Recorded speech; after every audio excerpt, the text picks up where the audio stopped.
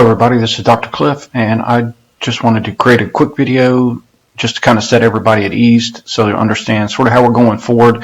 As everybody knows, MTSU has altered the remainder of the spring schedule. We're going forward with what they're calling remote learning, which for us in our classes that I teach, really is just going to mean that we're moving to an online format.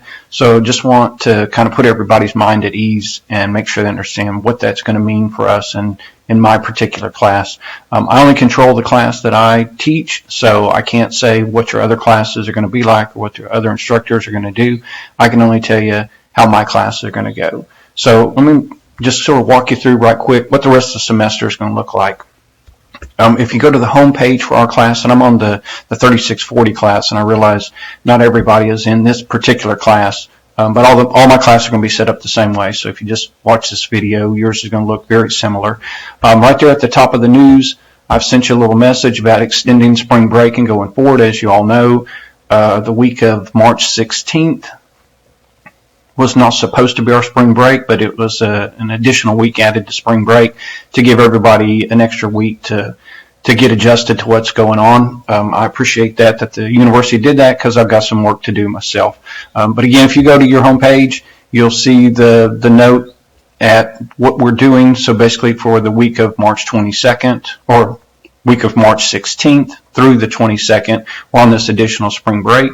Then beginning week of March 23rd, we'll go into this remote learning format, which again for us is just going to mean we're going to go to an online version.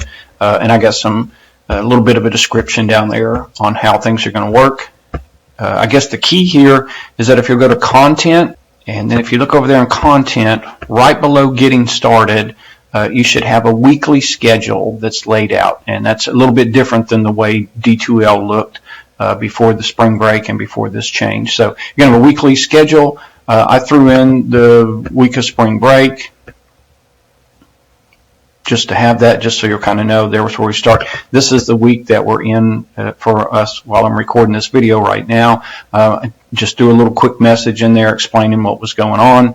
And then here's your first week, week of 323. So I'll lay it out in kind of like weekly buckets so you'll know. You just click on the week that you're in. It'll tell you everything that you need to do. And you can see that most of these are empty. So I've got some work to do this week. But if I look on the week of 323, I'll try to put a little description up here telling you kind of what the files that you see are and what you're supposed to do with them. And then everything that you're going to need to do, you're going to find in this week of 323, and you'll need to have it completed during that week. For the most part, what you're going to find is probably some kind of video tutorial in there. Usually it's going to be one that I've authored, so it's going to be something just like this, except me working through some kind of Excel spreadsheet or some kind of KPI development.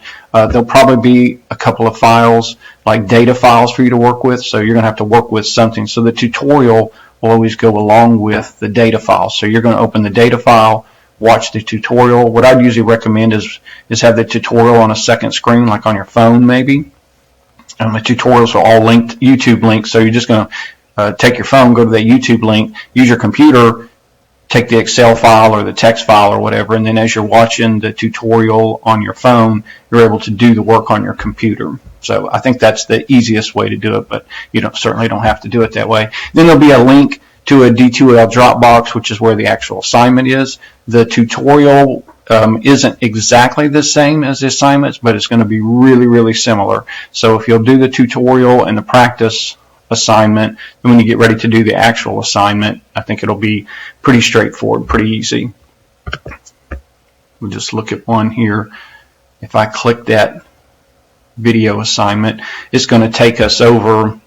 We're in the Dropbox now, and the Dropbox just has a little bit of instructions, and then the two files that you're going to have to work with for the Dropbox itself. I know yours looks a little bit different because you're on a student side of D2L than what mine looks from an instructor side. I'm going to jump back to content right quick, just so we kind of see how things are going to be laid out. We're going to be laid out in weekly buckets all the way through the end of the semester. This is the number of things that are in each week. So as you can see, I've got the week of the 23rd already filled out. Those will fill out as we go. You won't be able to work real far ahead because I'm not real far ahead. So you'll just have to kind of keep up with me, and we'll just work week to week. Take advantage of D2L's email function if you need to email me, or you can email me through the regular MTSU email. Everybody just stay calm and stay safe and help each other, and we'll get through this semester just like we will all others, and things will settle down.